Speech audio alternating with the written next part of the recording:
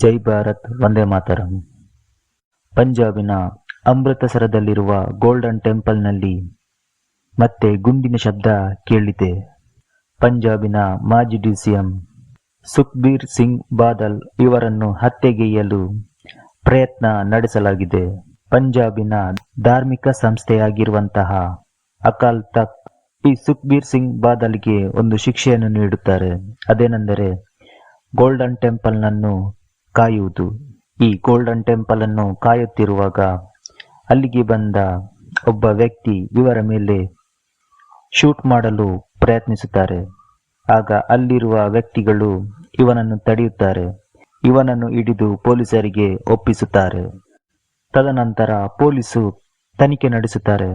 ಆಗ ಬಂದಂತಹ ತನಿಖೆಯಲ್ಲಿ ಏನು ವರದಿ ಬಂದಿದೆ ಅಂದರೆ ಇವನೊಬ್ಬ ಖಾಲಿಸ್ತಾನಿ ಉಗ್ರನಾಗಿದ್ದ. ಇವನ ಹೆಸರು ನಾರಾಯಣ್ ಸಿಂಗ್ ಚೌರಾ. ಈ ಸುಖ್ಬೀರ್ ಸಿಂಗ್ ಬಾದಲ್ ಅವರು ಧರ್ಮ ನಿಂದನೆ ನಡೆಸಿದ್ದಾರೆ. ಡೇರಾ ಸಚ್ಚಾ ಸೌದ ಮುಖ್ಯಸ್ಥ ಗುರ್ಮಿತ್ ರಾವ್ ಇವರಿಗೆ ಬೆಂಬಲವನ್ನು ನೀಡಿದ್ದಾರೆ ಅಂತ ಹೇಳಿ ಇವರಿಗೆ ಒಂದು ಶಿಕ್ಷೆಯನ್ನು ಕೂಡ ಪ್ರಕಟಿಸಲಾಗಿತ್ತು. ಇವರ ಕುತ್ತಿಗೆಗೆ ಒಂದು ಬೋರ್ಡ್ ಕೂಡ ಹಾಕಲಾಗಿತ್ತು. ಕೈಯಲ್ಲಿ ಈಟಿ ಕೂಡ ಇತ್ತು. ಇವರು ಪ್ರವೇಶದ್ವಾರವನ್ನು ಕಾಯುತ್ತಿದ್ದರು. ಎಂದಿನಂತೆ ಪ್ರತಿದಿನವೂ ಇದೇ ಕೆಲಸ ಮಾಡುತ್ತಿರುವಾಗ ಈ ದಿನದಲ್ಲಿ ಅಂದ್ರೆ ನಿನ್ನೆ ಅವರ ಮೇಲೆ ಒಂದು ಖಾಲಿಸ್ತಾನಿ ಉಗ್ರರು ಅವನನ್ನು ಕೊಲ್ಲಲು ಪ್ರಯತ್ನ ಪಟ್ಟಿದ್ದಾರೆ. ಇನ್ನು ಇದರ ಹಿಂದೆ ಪಾಕಿಸ್ತಾನದ ಕೈವಾಡ ಇರಬಹುದು ಅಂತ ಇನ್ನು ಈ ಪ್ರಕರಣದಲ್ಲಿ ಪಾಕಿಸ್ತಾನದ ಕೈವಾಡವು ಇರಬಹುದು ಅಂತ ಹೇಳುತ್ತಿದ್ದಾರೆ. ಇನ್ನು ದಾಳಿ ನಡೆಸಿದಂತಹ ಈ ನಾರಾಯಣ್ ಸಿಂಗ್ ಹಲವು ಅಪರಾಧಿ ಕೃತ್ಯಗಳಲ್ಲಿ ಭಾಗವಹಿಸಿದ್ದ. ಇವನು ಖಾಲಿಸ್ತಾನಿ ಕೂಡ ಹೌದು. ಭಾರತ ವಿರೋಧಿ ಕೃತ್ಯದಲ್ಲೂ ಕೂಡ ಇವನ ಪಾಲು ಇತ್ತು. ಇವನ ಮೇಲೆ ಕೆಲವೊಂದು ಪ್ರಕರಣಗಳು ಕೂಡ ಇವೆ. ಇವನು ಭಯೋತ್ಪಾದಕ ಪ್ರಕರಣಗಳಲ್ಲಿ ಹಲವು ಬಾರಿ ಜೈಲು ಸೇರಿದ್ದ.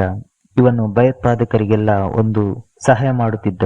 ಅವರಿಗೆ ಶಸ್ತ್ರಾಸ್ತ್ರಗಳನ್ನು ಕೂಡ ನೀಡುತ್ತಿದ್ದ ಹಾಗೂ ಉಳಿದುಕೊಳ್ಳಲು ನೆಲೆಯನ್ನು ಕೂಡ ನೀಡುತ್ತಿದ್ದ. 1984ರಿಂದ ಪಾಕಿಸ್ತಾನದ ಜೊತೆ ನಿಕಟ ಸಂಪರ್ಕವನ್ನು ಕೂಡ ಹೊಂದಿದ್ದ. ಅವರ ಬಳಿ ಅಲ್ಲಿನ ಅಧಿಕಾರಿಗಳ ಜೊತೆ ಅಲ್ಲಿನ ISI ಗುಪ್ತಚರ ದಳದ ಜೊತೆಗೂ ಸಂಪರ್ಕವನ್ನು ಹೊಂದಿದ್ದ. 1990ರ ದಶಕದಲ್ಲಿ ಭಾರತದಲ್ಲಿ ನಡೆದಂತಹ ಕೆಲವು ಭಯೋತ್ಪಾದಕ ಕೃತ್ಯಗಳಲ್ಲಿ ಕೂಡ ಇವನ ಪಾಲು ಇತ್ತು. ಇನ್ನು 2004ರಲ್ಲಿ ಚಂಡೀಗಢದ ಮಾಜಿ ಮುಖ್ಯಮಂತ್ರಿಯನ್ನು ಕೊಂದದ್ದಕ್ಕಾಗಿ ಅವರ ಹಂತಕರಿಗೆ ಇವನು ಮೊಬೈಲ್ ಹಾಗೂ ಇನ್ನಿತರ ವಸ್ತುಗಳನ್ನು ನೀಡಿ ಸಿಕ್ಕಿಹಾಕಿಕೊಂಡಿದ್ದ.